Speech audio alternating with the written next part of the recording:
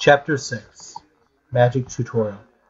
Sora and Kairi fled from the training room as Axel and Yuffie began to scrap. When they had reached the end of the hallway, they both bent down, panting, before laughing hysterically. "So," Kairi said, wiping tears of mirth from her eyes, "what do you think Yuffie will do to Axel?" Sora straightened up, grinning, as he finally managed to get his own laughter under control. "Oh," he said, "she'll probably slice him into tiny bits before using his own flames to cook him." Kairi began giggling as they started walking towards the entrance of their high school. "That's Yuffie," she thought. It being the first day, they had received really no homework and were ready to take advantage of about 3 hours of time before Kairi had to be home. Before they could leave, however, an announcement came on over the intercom. "Would all remaining staff please meet in the security room?" said the secretary's monotone voice. As Sora and Kairi looked at each other with confused looks, a loud bang at the end of the hallway drew their attention. Yuffie and Axel were running out as fast as they could, each using the little nozzle at the top of the potion bottle to spray their wounds. Sora and Kairi heaved themselves to opposite sides of the hallway as their teachers ran past. Before they got out of range, Axel turned and yelled at them while running backwards. "You might want to teach the princess some magic for tomorrow, Roxas." Sora's face grew red. "And watch out!" Axel turned just in time to slam headfirst into a wall. "Ow!" he moaned. Yuffie ran back up to him and dragged him behind her. Kairi squealed with delight. "I finally get to learn magic!" she cried out, overjoyed at the prospect of learning what Sora had used to clean the gym not 10 minutes later. Sora shook his head. "It won't be easy, Kairi, and you probably won't be able to do much tomorrow, so I'll teach you something else as well." Her eyes widened and her face beamed. "So," she asked, with a twinkle in her eyes, What are you teaching me?" Sora grinned and cocked his head. "It's a surprise." Yuffie and Axel ran to the security room as fast as their legs could carry them, each of them wondering what the staff meeting was about. "You know," Axel said as they entered, "you could have warned me about that wall, Yuff." She huffed and shrugged her shoulders. Axel looked past the 5 other staff that had remained in the school over to the headmaster, who was standing by a television screen. "What's the meeting for, Chief?" The headmaster, a short, stout man with jet black hair and a broom-brush mustache, looked at Axel with intrigue. "Funny you should say that, Mr. Axel," he said, even though his facial expression did not indicate one of humor, "as this meeting is dealing with the tape our security cameras recorded during your last class." Axel and Yuffie paled. Yuffie laughed nervously. Whatever do you mean, headmaster?" He smirked at her and turned to his aide. "Play the tape," he ordered. His aide hit the play button on the VCR as the screen began showing a clip from Sora and Kairi's fight, a certain clip that contained Sora using Quick Run. Yuffie began sweating bullets, and Axel simply tried to keep his cool. As the tape carried on with the rest of their fight, and Sora's use of Magnega, as well as the few short moments of Yuffie and Axel fighting. Thank the stars there's no audio on that tape, Yuffie thought. The headmaster turned to look at the 2 weapons training teachers, while the rest of the staff stood dumbfounded at the now blank screen.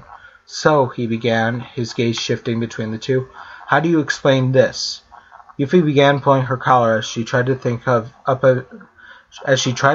of an answer, but Axel was one step ahead of her. "Well, Chief, it seems that Sora and Kairi are the 2 most excellent combatants, probably best in the school if I may be so bold to reckon," he said smoothly before continuing, "and it seems to me Sora picked up some magic somewhere." Yuffie turned to Axel with a look that most clearly expressed her gratitude. The headmaster was taken aback with how well and quickly Axel gave his answer, but he quickly masked his shock. "That seems like a very good explanation, Mr. Axel, but how do you explain your scrap with a fellow colleague?" Axel simply laughed. "I said something that she seems to take offense to, sir, and she attacked me. I would like to say here and now that I apologize." Axel winked as he looked at Yuffie, while she placed her hands on her hips with an annoyed expression on her face. "If that'll be all, headmaster, we must away. I have work that he's doing." Axel bowed and motioned for Yuffie to leave first before the headmaster could recover. When they were in the clear, they started laughing. You sly fox, Yuffie said, punching his arm. You were really good in there. Axel grinned. I know, he began, his eyes glowing before shouting in Yuffie's face. Who's your daddy? Yuffie backed away before answering with a smirk. You're not my daddy, but I will admit that you're awesome. Axel's grin slowly slipped off his face. I have to try and get that infernal machine to work properly, he said before stalking away. Go find that Riku kid, tell him what's going on, and ask him to come see me. I want this to be as authentic as possible. Yuffie sighed before skipping away. There's no sense in arguing with an insane pyro. So, what's the surprise lesson? Kairi asked for what Sora had counted to be the 50th second time as they approached the beach. She really wants to know, Sora, Roxas said in the back of his mind. I know that, Roxas. Just give me a second. Sora stopped at the shore. Okay, he said. It's time to start your lesson. Kairi looked around uncertainly. She thought.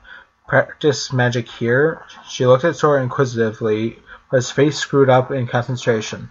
Suddenly she saw a bright star in the blue sky, slowly growing closer and closer to where they were. Sora opened his eyes and looked at the star with a gleam in his eyes. He turned to Kairi just as she could make out the star was really a little blonde girl with wings, clad in a green dress. Your flying lesson, he finished with a smile. Kairi hopped up and down in excitement. Normally she never got excited about things as Sophie did, but flying and magic really took the cake. Sweet, I get to fly, she thought loudly to herself. Kairi, keep it down, Naminé whined in her head. I'm trying to sleep here. Oh, so that's why you haven't been talking much, Kairi exclaimed. Naminé mentally winced. Yes, do you have any idea how much energy it takes to pin Roxas to the ground and force him back into Sora? No, shut up.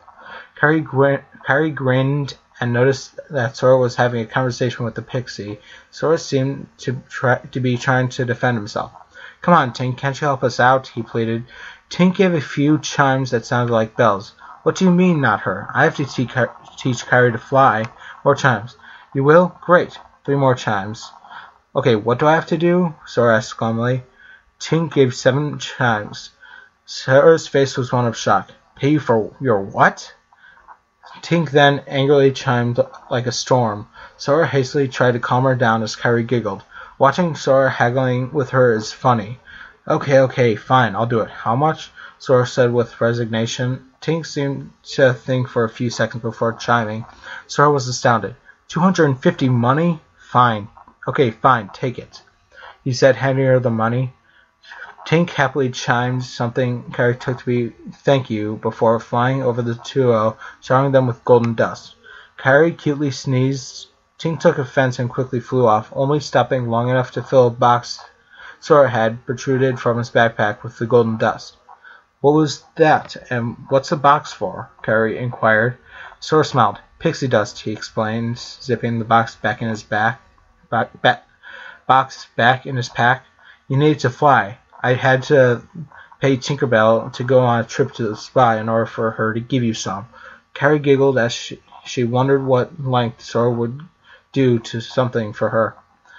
I hope he doesn't follow Riku and turn to darkness, she thought. Then again, that wouldn't be Sora.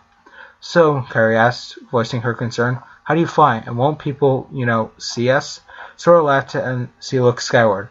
There are quite a few clouds out, Kai, he said as he slowly began to flow off the ground. We'll fly just high enough so that the clouds hide us as we fly to the island. Kairi's eyes narrowed as she looked down at her own feet. They were still firmly on the ground. She looked back at Sora, whose toes were just skimming the sand. Okay, but you still haven't answered my questions, she said, placing her hands on her hips. Sora frowned. Huh? That's funny, he said, plopping onto a nearby rock, resting his chin in his hand. What's funny? He pressed Kairi, leaning forward a little. I guess I've never really thought about it before, Sora said, before a eureka look struck his face. That's it. Just think of a wonderful thought. Kairi's face melted from an inquiring one to one of ecstasy. Any happy thought? Any happy little thought? Yep, Sora answered simply with a smile as he started rising again. You like Christmas? Kairi asked, her eyes full of wonder. Sora smirked and flew a quick lap around Kairi and started to softly sing. Just think of a wonderful thought. Kairi closed her eyes. Any merry little thought. She began searching her brain for something that brought warmth to her heart. Think of Christmas, think of snow. Her mind settled on the boy flying on his back around her while sweetly serenading her. Sora, she thought, as her feet slowly left the ground. She opened her eyes and started flapping her arms wildly, praying she wouldn't tumble to the ground. Sora grabbed her arm as she looked up at him, as he was about 2 feet higher from the ground than her. His blue eyes were gently captivating her as he continued to sing. Think of sleigh bells, off you go. Kairi shrieked as Sora started accelerating very quickly, bringing them up to the sky like they were just shy of a cannon, like a reindeer in the sky. He released her from behind a cloud and started flying around Kairi again. You can fly, you can fly, you can fly, you can fly, you can fly. Kairi began laughing as she kept her mind on the boy circling with grace. Sora, she thought, you are something. He stopped rounding her and stood in front of her. Come on, Kai, he laughed. Just will yourself to go forward and you will. She laughed at the absurdity of how easy it was, but decided to try it out. She spotted a seagull and reverted instantly to the little child wanting to catch it. Her body started going flat as she accelerated towards it, chasing it around the sky like a missile. Sora laughed at her antics. You think you want to practice some magic now? After she succeeded in driving the bird away, which took about 10 minutes. She turned to him and smiled. Actually, she said, closing her eyes for a second as her keyblade appeared in her hand. Sora raised his eyebrow. Since her batch was interrupted, Kairi opened her eyes and got herself into a fighting stance. Want to go? Sora chuckled as the keyblade appeared in his hand. Air Combat 101. Prepare to be annihilated. Sora chuckled before flying like a bullet straight at Kairi. Before she could barely block the slash he threw as he was moving so quickly. As the clang of metal resounded through the air, Sora wove around Kairi and placed the Oblivion Key against her back. Dead, he said with a grin. Kairi turned to face him, slightly angry at how fast he went. Fine, she pouted. Since I can't win due to your grossly unfair advantage, can we practice magic now? Sora turned his back to her and began surveying the island, only to feel the cool metal of the tip of Kairi's blade against the side of his neck. Dead, she said, giving a small giggle. Sora turned to face her. So that's the way you want it, he asked arrogantly, whacking her keyblade away with his own and pointing it at her neck. She playfully whacked the Oblivion away with a clang. A few sparks flew off. They both smiled and started to playfully scrap. They slashed, blocked, and parried each other's blows, weaving, dodging, and circling each other on 3 planes. Sora artfully spun and quickly descended to avoid Kairi's thrust. Before she could look down, he zipped behind her. Sora looked up with a smirk to see if she knew where he'd gone, before giving a small gasp and averting his eyes, his face flushing. Why do they make girls wear skirts? He asked himself. Kairi heard his gasps and turned to him. You can't hide, Sora, she teased, a smile on her face, before noticing he wasn't looking at her. Sora, she asked, her arms crossed, why are you blushing? Kairi then truly noticed just where Sora was in relation to her. Suddenly, Kairi became very coy. Were you looking at my skirt, Sora? She asked, a blush forming on her cheeks. It was an accident, Sora said exasperately. Her face beat red as Kairi began descending to his height. I just looked up to see if he knew where I was, and well... Sora placed a finger on his lips and shushed him. It's okay, she said, although he wouldn't meet her eyes. We're very good friends, Sora. It's okay if these things happen now and then, especially if we're flying. Sora sighed. Besides, she continued very coyly, it's not like you were walking on me as I was getting out of the shower or something. Don't think about that, don't think about that, don't think about that. Roxas, Sora yelled, his face hot. I'm going to kill you! Kairi shook her head. What did he say? You don't want to know, he muttered, before quickly meeting her gaze and placing his keyblade on by her neck. Dead, he said, a twinkle in his eyes. Kairi simply smirked and tapped him with her own keyblade. Sora looked down. Kairi had tapped him on his inner thigh, the blade resting about 20 centimeters from his crotch. Kairi laughed as Sora looked back at her with stunned wonder. Looks like another draw, eh, Sora? Kairi teased playfully. Can we practice some magic now? Sora began looking at the island again. Race you to the tree with the star on it, she challenged. Sora looked at her with a look that said, You're on, before shooting off like a bullet. Sora, Kairi pouted before rocketing after him. Constantly descending was slightly harder than Kairi anticipated, and it took her a few seconds to get used to continually adjusting her altitude. Sora was waiting for Kairi as she landed. "What took you so long?" he asked. She placed her hands on her hips. "Hey, not naming names didn't waiting for me," she said. Sora chuckled and put his hands behind his head. "Hey, you want a race?" he said playfully. His face became more serious. "Now about magic. What element would you like to learn first?" Kairi put a finger to her chin and began thinking. "What do I want to learn? It has to be good, but it also has to be simple. Sora's Maganaga spell was probably complex and way out of my league. What about fire?" Kairi's face lightened as she realized what she wanted to learn first. "Well, fire's cool. How about it, teacher?" Kairi said playfully yet respectfully. Right now, Sora was his teacher, and she was going to do her best to learn from him and impress him. He smiled at her jest and took it all in stride. Now, Sora thought, how did Merlin and Down put it? Not finding an answer, he then thought about how he felt when he used magic. "Well," he said, clapping his hands together, "magic is actually pretty simple, and isn't as complex as people think. It just takes practice and a bit of mental energy in order to use magic," he explained, while the oblivion appeared in his hand. It is easiest to channel it through a weapon, although if you're good, you can use it without one. The key to using elemental magic is to feel the element, to be the element. Once the element is yours to control, you can do anything with it you can put your mind to, if you are capable enough. For example, with fire, you can create a ring with it, condense it into a fireball, making it into a firecracker or fireworks, or do something really cool that I just thought of. Sora raised his keyblade and pointing at the beach. "Firaga!" he yelled. Instead of fireballs or fireballs shooting out, flames began to spiral from his keyblade towards the sand, forming a corkscrew. Looking from side to side, you could see a corkscrew of fire heading into the sand. But Sora wasn't done. As the spiral of flames touched the sand, he let loose the second part. A raging inferno sprang forth from the Oblivion's tip, and filled the entire confines of the corkscrew. Kairi's brow began sweating, not from the heat, as all the heat was maintained to within half a foot of the flames, but from sheer awesomeness of Sora's Firaga spell.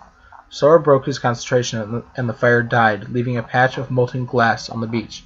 He collapsed on his knees and panted for a few seconds. The exertion had somewhat drained him. Kairi knelt down and placed a hand on his shoulders. "You okay?" she asked. Sora stood up.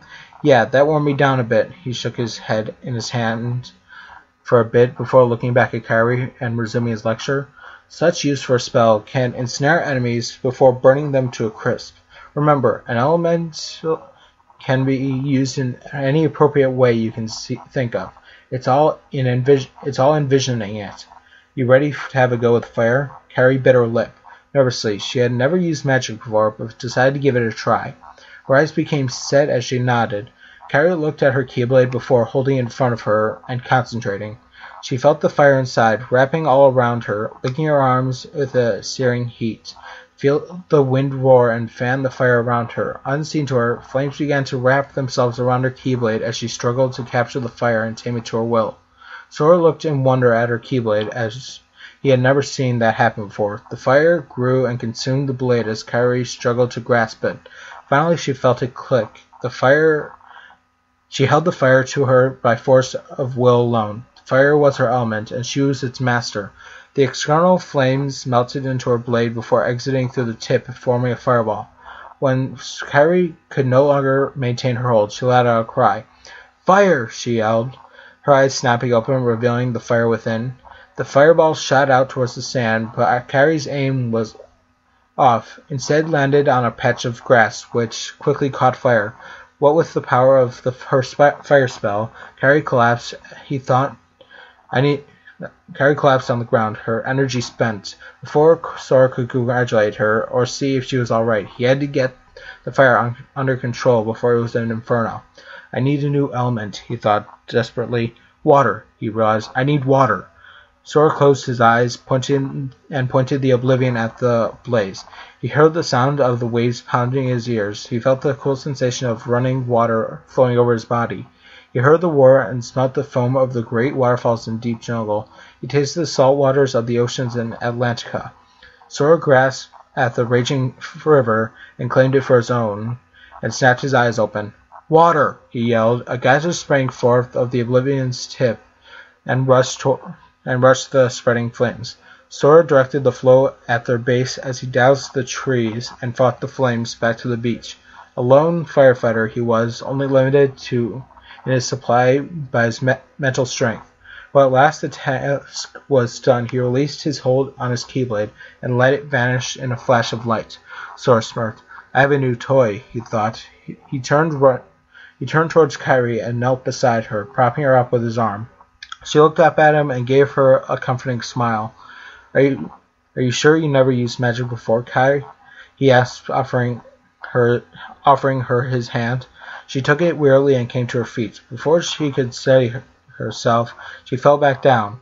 "Kairi," he said, his voice quivering with anxiety. Kairi looked back up at him. I never knew how much magic takes it out of you," she said wearily. Sora smiled sympathetically at her. "It can, Kairi," he said, "but with practice, your mental reserves and strength grow, and you can use magic much more often. Besides, that was a powerful fire spell for a first-timer." Kairi smiled. "You mean," she said slowly, "I'm good?" Sora chuckled. "Better than good," he replied. "You were excellent. The first time I used fire, my fireballs were only half that size." He looked at his watch. "We'd better be going. You think you have the strength to fly?" Kairi shook her head. She was feeling too drained and consumed right now to do much of anything.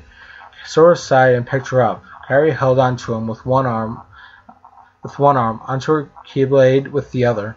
They lifted off and high into the sky. Kairi looked at the beauty of the islands beneath her, then at her Keyblade. Inside the metal, she swore could see the flames merrily dancing inside, ready to come out when she called. She also noticed that it held a slight glow, and the deep red on the end had become a bright crimson, while the sandy gray had turned to gold. The flowery tip was radiant, and the hilt was dimly shining. Kairi looked back down at the islands before speaking. "I think I know what to call my Keyblade," she said quietly to Sora as they began flying through the golden street lit during dusk. Sora looked down at Kairi. "What?" "Yes." She looked into his eyes. "Island's fire," she said before letting it go in an array of white sparkles. Sora landed on her balcony and set her down. Kairi wobbled a little as she stood, but she grabbed onto Sora to steady herself. She looked into Sora's eyes again and felt her heart melt. My happy thought. "Get some rest, Kairi," Sora told her, but not without care. "It's going to be a big day tomorrow." Before she entered her room, Kairi quickly gave him a peck on the cheek. "Thanks for everything today," she said before disappearing into her room. Sora didn't just stand in shock. He started floating as a smile was brought to his heart. "Kairi," he said to himself as he silently glided to the other side of the street to begin walking home. "You are something." And that was Chapter 6, Magic Tutorial. I'm Anime Guy Kurosaki1. You can message, if you want to be part of the story, you can message me on Twitter at AnimeGuy01, or you can find me on Skype at Anime Guy Kurosaki1. And goodbye.